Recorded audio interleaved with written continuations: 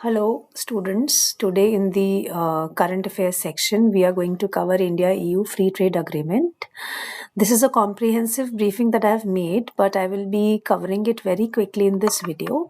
If you want PDF of this write up, please join our WhatsApp group. The link is mentioned in the caption below. So, India and EU recently announced its landmark free trade agreement, mother of all deals, as it is being said. So it ended a 19-year process. The making of the deal was began in 2007. The agreement creates a combined market of 2 billion people and it brings together the second and the fourth largest economy of the world. It comprises 25% of global GDP, and it accounts for one third of global trade. So, the formal ties of India started with the European Union in 1962, and this timeline is just given for the knowledge purposes. It's not required as such to cram up for UPSC. So now coming on to FTA, why this FTA is very important? This is important because the global the global scenario has shifted. In 2007, there was a global stability, but by 2026, trade is being weaponized. So the signing of FTA signifies that both the countries are signaling towards achieving a strategic autonomy.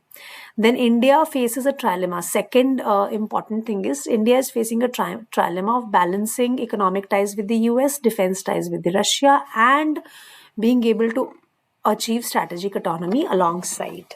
So this deal provides India with this optionality. Then third is EU का जो population है वो aging population है, so India की young force provides as a hedge against its aging population. Fourth, जो India के लिए एक एडवांटेज है कि if FTA brings alignment in EU and India standards, तो फ्यूचर में CPTPP का पार्ट इंडिया हो सकता है. CPTPP के बारे में आप प्रीलिम्स में पढ़ लीजिएगा, इसकी इन्फॉर्मेशन मैंने इसमें ऐड भी कर दी है for you to refer. Now, coming on to the key facts of the deal. की फैक्ट ये है कि इंडिया के आइटम्स पे EU will drop tariffs on 99.5% of the items, और इंडिया जो है वो 97.5% ऑफ ट्रेडेड वैल्यू पे कंसेशंस ऑफर कर रहा है. लेबर इंटेंसिव सेक्टर पे इंडिया को बहुत फ़ायदा है, which is currently tax at 4 to 26% and it will go to 0. तो $33 बिलियन वर्थ ऑफ एक्सपोर्ट्स को इससे गेन होगा. और ये सेक्टर जो है, ध्यान रखने वाली बात ये है कि जो ये सेक्टर है ये यूएस के टैरिफ 50% टैरिफ यूएस ने इम्पोज किया था, उसके भी इफेक्ट्स को झेल रहे हैं अभी. तो they will immensely benefit from the deal. EU, after US, EU is our second export destination for textiles and apparels. ठीक है, टेक्सटाइल सेक्टर एम्प्लॉयमेंट के लिए इम्पॉर्टेंट है, और ये FTA जो है वो कॉम्पिटिटिव डिसएडवांटेज को करेक्ट कर रहा है against Bangladesh, Pakistan and Turkey.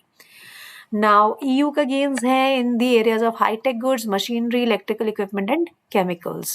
Sector specific breakthroughs भी मैंने यहाँ पे mention किए हैं कि automobile, wine, spirits वगैरह quota based system से manage करेंगे, and India has successfully excluded strategic agricultural sectors and dairy, while EU has maintained tariffs on sensitive products like beef, sugar, rice, honey and more. I will show you slowly what all areas I have covered. Technology and innovation एक बहुत important area है जिसमें heterogeneous integration, blue values, design led strategy deploy की गई है. AI is another area. Then mobility framework is another. Traditional medicine is another. Intellectual property, strengthening SPS, TBT, etc. So I have covered everything in this write-up. If you want to have this PDF, please join the WhatsApp group and ask for the same.